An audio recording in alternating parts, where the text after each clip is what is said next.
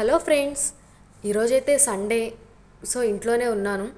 చిన్న వ్లాగ్ చేద్దామని చెప్పనైతే ఇంట్లోకి వచ్చాను. నైట్ అయితే మా వారు ఇట్లాగా సరుకులన్నీ తీసుకొని వచ్చారు. అదే అనమాట మూట. అందరి ఇంట్లోనూ మంత్ చేంజ్ అయితే ఇట్లాగా అన్ని సరుకులన్నీ తెచ్చుకుంటూ ఉంటాం కదా. సో అలాగే ఉంటే నేను అన్నీ ఒకసారి చెక్ చేద్దాము, మనం రాసినవన్నీ వచ్చాయా లేవని అన్నీ ఓపెన్ చేసి అయితే చూస్తున్నాను. ఇందాక మకానా చూపించాను కదండి, అది మకానా ఏంటంటే ఆల్రెడీ ఉంది, మళ్ళీ తెచ్చారు. నేను స్వీట్ మకానా చేశాను కదా, అది చాలా బాగుందని చెప్పన్నారు. సో మళ్ళీ తీసుకొని వచ్చాడనమాట. ఇంకా అది అయిపోతే మళ్ళీ ఇది చెయ్యాలి. సో అవే అనమాట, అవన్నీ తీస్తూ ఉన్నాను. ఇంతలో మా బాబు వచ్చి ఏది కావాలో అవన్నీ తీసేసుకుంటూ ఉన్నారు. ఇంకైతే ఇక్కడ హ్యాండ్ వాష్ అయితే సంతూర్ హ్యాండ్ వాష్ అయితే తీసుకున్నాము. ఇది 99 రూపీస్ అంట. ఇట్లా ప్యాకెట్ తీసేసుకుంటాము. ఆల్రెడీ సంతూర్ డబ్బా అయితే ఇంట్లో ఉంది, అందులో అయితే కలిపి వాటర్ అండ్ సంతూర్ లిక్విడ్ కలిపి అయితే యూజ్ చేసుకుంటాము.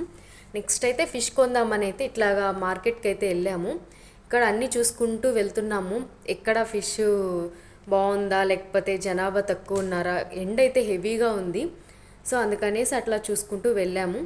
సో ఒక దగ్గర అయితే మనకి ఫిష్, లైవ్ ఫిష్ అనమాట, కింద వేస్తుంటే అవి గిలిగిలా కొట్టుకుంటున్నాయి. అదో చూడండి, తోకతో ఎలా కొట్టుకుంటున్నాయో అట్లాగా. ఇక్కడ వచ్చి మనం తీసుకుంటే వెంటనే మనకి క్లీన్ చేసి ఇచ్చేస్తారు.